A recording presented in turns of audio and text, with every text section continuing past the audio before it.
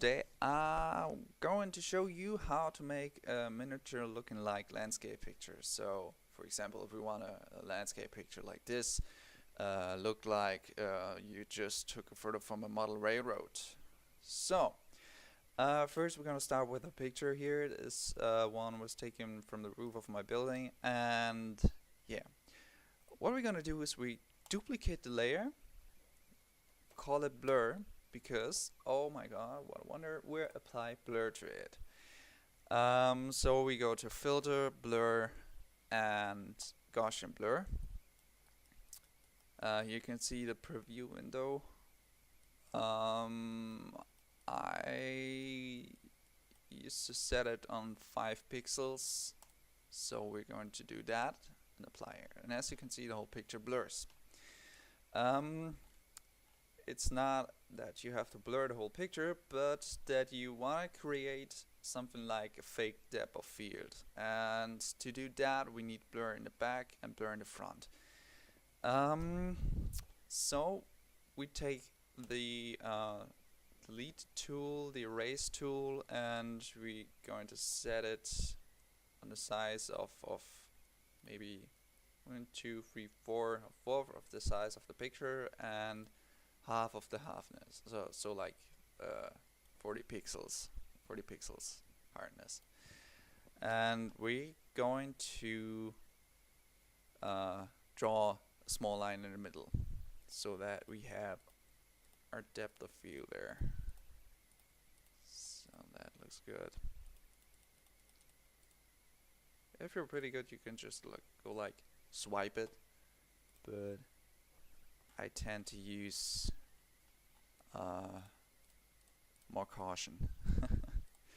Okay, now that we have our fake depth of field set up, we are going to apply sharpness to the back. So we go to filter, sharpen, and use smart sharpen. It's the best actually for this. And I want to orientate on the shadows, so we take an amount of, let's say, 27 and a radius of 13 pixels. Oh my god. And use Gaussian blur, because we had a Gaussian blur before. And yeah, it looks pretty good. Hit OK. You can also, if you really have nice pictures, you can also have the switch down there, which says more accurate. Yeah, next thing we're gonna do is we hit the curves. Make sure you whoops, I didn't want to do that. You set the blur layer under the curve so you get the whole region. Otherwise you just have the small piece you just erased, and that's not what we want to have look like. So we crank down the darken a bit, just a bit, and on the other side the height's up, not that much. So okay, this gives the whole picture a little bit more contrast, and yeah, good. The next thing we want to do is we go to hue and saturation, and we crank the master saturation up, maybe by 12 pixels. Whoops, 12 pixels. Picture is a bit too bright. Let's sit down at lightness. So I have this for this example because I don't know which pictures you're gonna take, but in this case I see the yellows are a bit too saturated, so I'm going here to the yellows and crank down the saturation by, let's say, let's do 40. Okay, go back to the master. I guess we could even go to 15. So what this does is it gives the whole picture more toyish looking like flare. So it looks more like plastic toy.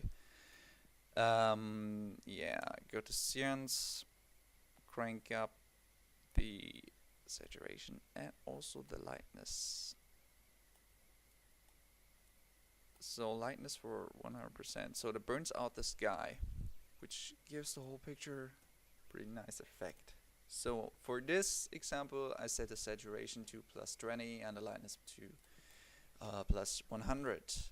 And as you can see, when you zoom in, looks pretty neat to me. Yeah, looks pretty okay. Now we can just go like and just apply a little bit more contrast to it.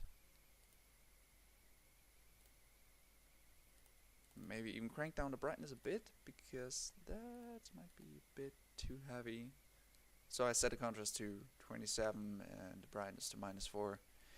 But it doesn't matter, because everyone else will have individual pictures, and so you have to see what is best for your picture and what kind of effect you want to achieve. But we're done for now. Looks pretty good to me.